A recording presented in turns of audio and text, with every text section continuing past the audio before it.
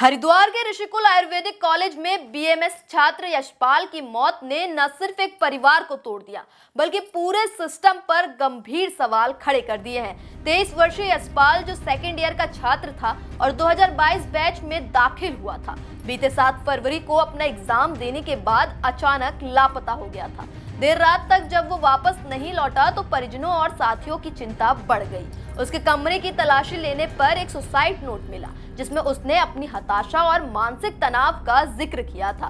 तभी से उसकी तलाश जारी थी, लेकिन एक हफ्ते बाद 14 फरवरी को पथरी पावर हाउस के पास गंगा में उसका शव बरामद हुआ।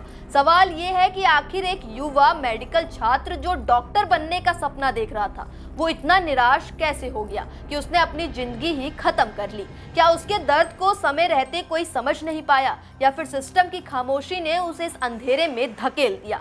यशपाल की मौत के बाद ऋषिकुल आयुर्वेदिक कॉलेज और उत्तराखंड आयुर्वेद विश्वविद्यालय से जुड़े छात्रों में भारी आक्रोश देखने को मिला। गुस्साए छात्रों ने कॉलेज में तालाबंदी कर दी और जोरदार प्रदर्शन शुरू कर दिया। छात्रों का आरोप है कि विश्वविद्यालय में समय पर परीक्षाएं नहीं हो रही है, जिसकी वजह से 5 साल का बीएमएस कोर्स पूरा करने में 6 से 7 साल तक लग रहे हैं। क्या ये देरी सिर्फ एक प्रशासनिक प्रक्रिया है या फिर छात्रों के भविष्य के साथ खिलवाड़ है? क्या लगातार बढ़ती अनिश्चितता और देरी ने छात्रों को मानसिक तनाव के ऐसे दौर में धकेल दिया है जहां वो खुद को असहाय महसूस कर रहे हैं? प्रदर्शन कर रहे छात्रों का कहना है कि उत्तराखंड आयुर्वेद विश्वविद्यालय से जुड़े कई कॉलेजों के छात्र इसी तनाव से गुजर रहे हैं, लेकिन उनकी समस्याओं को गंभीरता से नहीं लिया जा रहा है। वहीं कॉलेज प्रबंधन ने इस मामले में अलग पक्ष रखा है। ऋषिकुल आयुर्वेदिक कॉलेज के हेड अनूप गक्खड़ के अनुसार यशपाल के 2 विषयों में सप्लीमेंट्री थी और उसका सप्लीमेंट्री एग्जाम अच्छा नहीं हुआ था,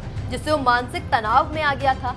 उन्होंने ये भी कहा कि परीक्षा प्रक्रिया पूरी तरह विश्वविद्यालय द्वारा निर्धारित होती है और हाल ही में लागू नए नियमों के तहत उत्तर पुस्तिकाओं की 2 बार जांच हो रही है, जिससे प्रक्रिया में समय लग रहा है। लेकिन सवाल ये है कि अगर परीक्षा प्रणाली में तकनीकी बदलाव हो रहे हैं तो क्या छात्रों को मानसिक रूप से तैयार करने और उनका सहयोग करने की जिम्मेदारी भी संस्थान की नहीं है?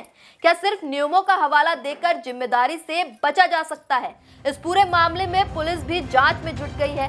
एसपी सिटी अभय सिंह के अनुसार सुसाइड नोट के आधार पर मामला आत्महत्या का प्रतीत हो रहा है, लेकिन सभी पहलुओं को ध्यान में रखते हुए गहन जांच की जा रही है। शव को पोस्टमार्टम के लिए भेज दिया गया है और परिजनों को सूचित कर दिया गया है। लेकिन सबसे बड़ा सवाल अब भी वही है कि यशपाल की मौत सिर्फ एक आत्महत्या है या फिर ये शिक्षा व्यवस्था की खामियों और छात्रों पर बढ़ते दबाव का नतीजा है?